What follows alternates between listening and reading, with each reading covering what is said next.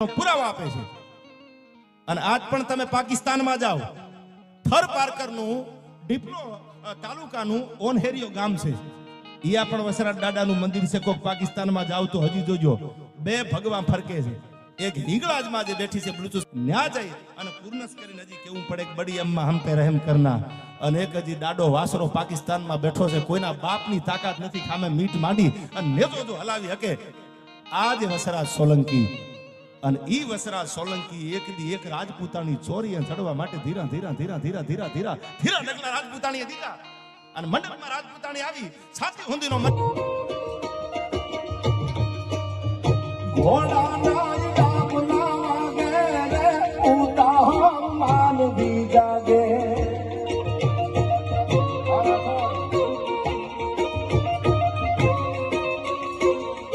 ઘોડાના ડાબલા વાગે રે ઉતા માનવી જાગે।